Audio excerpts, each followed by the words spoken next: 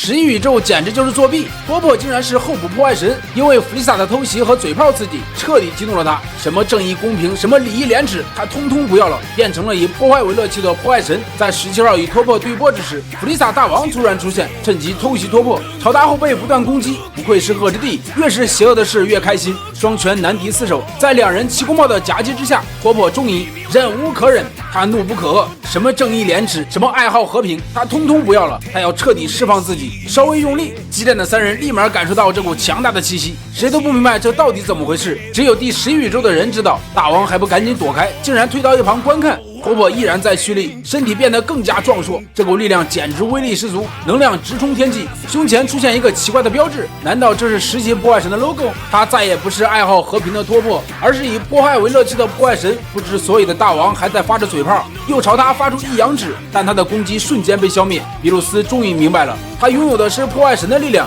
这简直就是作弊啊！竟然让破坏神上场。看着似曾相识的破坏弹，大王根本没有放在眼里，本以为一只手就可以抵挡，在接触到的那一瞬间，他后悔了，后悔自己发挥的嘴炮。他逐渐被这股力量所吞噬，小石鸡早已躲开不敢靠近，破坏弹剧烈爆炸，不知我们大王可还安好？威力果然惊人，打了这么久擂台都没坏，托破一招就将擂台一分为二，接下来的战斗将会更加艰难，连站脚擂台都没了。接下来托破要收拾小17了，超多而密集的正义闪光将17号的防护罩都击碎了，他急速逃脱，转身朝托破发射攻击，但是攻击已没有任何作用，遇到任何障碍速度丝毫不减，一拳将17号打飞。连比鲁斯都紧张了，因为他明白破坏神恐怖的破坏力量。躺在地上的小17有点无奈，根本不知道他的弱点在哪，只能不断尝试从四面八方发射攻击，但是攻击依然不起作用。他集中全部力量发出超强大绝，还是燃并卵。比鲁斯看出了他要聚集破坏弹，急忙提醒小17，脚下的石头瞬间消失，朝看台飞速前来。大家都以为自己玩完了，不过根本没有激动。从这次的攻击中，比鲁斯看出了他的弱点，破坏能量聚集需要时间，这段时间就是攻击他的绝佳时机。小17不断躲避，托破发出正义闪光，在擂台开启收割机模式，不断扫射，最后仅剩下一块石头，完全无路可逃。就在他要发射的瞬间，破坏弹被击碎，大王再次苏醒。刚刚的攻击激怒了他，他汇集全部力量，形成巨大能量弹攻击，没想到被托破一个弹珠大小的破坏弹给击碎了，力量简直千差万别。他急速前来，一拳将弗利萨打得变形，抓着他急速朝地面撞击，但这依然没有结束，因为刚刚弗利萨的偷袭让托破异常气愤，抓起弗利萨大王用力捏着他的头颅，大王五官扭曲，一脚又被托破踢飞，变成破坏神的托破，到底谁能打败他呢？你们见过悟空被逼上绝境吗？你们见过悟空一连变身7个级别吗？本想让卡利弗拉陪自己练功，没想到激发了他的究极体，超强凯尔与卡利弗拉的合体，这也再次激发出悟空的自在极意功。悟空已经连续第4次变身，这也是他目前的极限，合体之力加上耳环的能量，凯弗拉表现出超强力量，抓住悟空的腿急速旋转。不明白的还以为两人玩游戏呢。牛刀小试，凯弗拉已经展现出惊人的力量，眼看力量比不过，气得比鲁斯开始从规则下手，控告他们合体违规。但是比赛规则是依靠拳王的心情制定的，很抱歉的告诉比鲁斯，合体不算犯规，他也要抓住机会，一把将帝王神的耳环摘下。两个千年老二在一起激战，看着打斗难分上下。但是贝吉塔有些担心悟空，就在分神之际，托破抓住机会，瞬间将贝吉塔锁住。托破的麒麟臂相当厉害，悟空当时都没能挣脱。众神都有合体耳环，既然拳王说合体不犯规，众神也开始让自己的队员戴上耳环。可惜他笨手笨脚，竟然隔着头盔戴耳环，所以很不幸，他们成为了凯弗拉奔跑路上的牺牲品。急速奔跑的凯弗拉就是为了与悟空大战，他的猛烈进攻，悟空毫无招架之力，一个大炮将他炸飞。拳王看到大爆炸，狂呼精彩。站在食物链顶端的人物，别人都是拿命让他开心，这一炮也激发出悟空的斗志。在身体尚未恢复的情况下，第5次提起变身超蓝，凯弗拉迫不及待的与超蓝大战，他也发挥出100%的力量，擂台炸裂，山石破碎，强大的气浪都冲到了看台上。而悟空的超蓝能否战胜他呢？二人急速上前攻击，霎时间闪电雷鸣，气浪滚滚，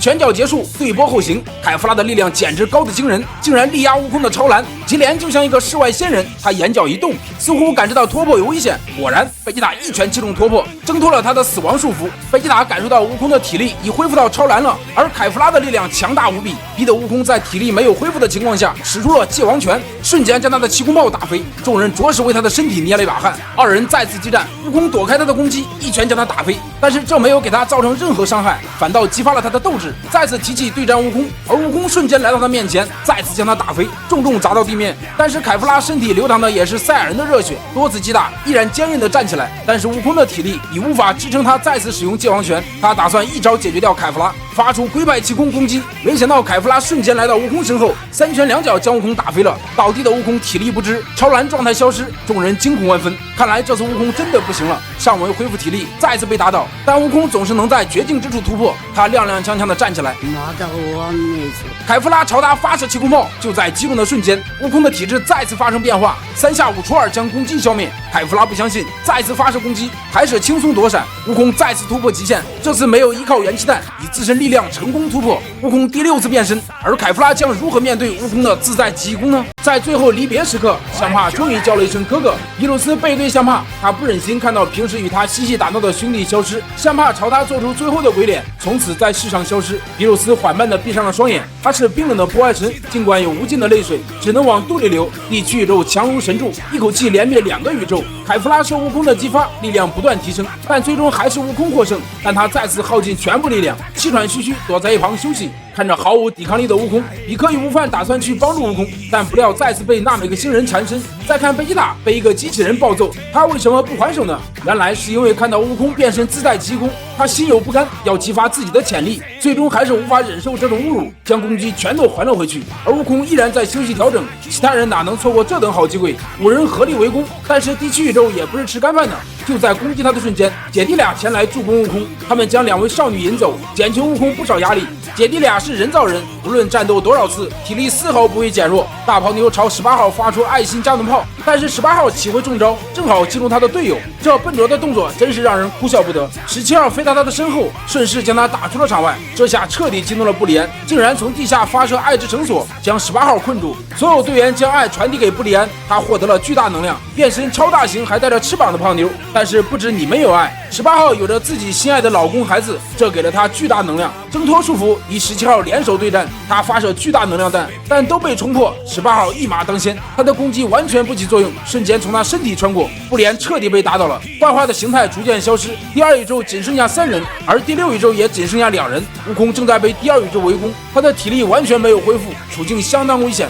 第6宇宙仅剩的2人正在和悟饭激战，他们有着坚定的信念，这一战必须胜利。现在地区宇宙面对2个宇宙的挑衅，除了弗利萨都参与了战斗，而第6宇宙的2位战士，他们吸收了整个星球的人类，力量绝对强悍无比。第2宇宙的选手合力发出一朵黑心，将悟空他们困在里面，这也太小看悟空了。他再次变身超蓝。同一时刻，父子2人都在蓄力发射大绝，悟饭对战纳美克星人，悟空在冲击第2宇宙的束缚，众人都在聚精会神地看着场上的激战。没想到在悟饭发力之际，另一个人抓住了他，但是他怎么都想不到，比克正在悟饭的后面，瞬间击穿了2个人的心脏。此时此刻成了一对烤串，父子2人不谋而合，同一时间将2个宇宙的选手击落。耀眼的光束充满了无之界，大神官宣布第6宇宙、第2宇宙消失。充满爱意的第2宇宙依然很乐观，众人挥手消失在了世间。而第6宇宙的相帕在消失的一刻，向比鲁斯做出了令人深思的鬼脸，他沉默了。而现在擂台上仅剩下3个宇宙，到底谁会留到最后呢？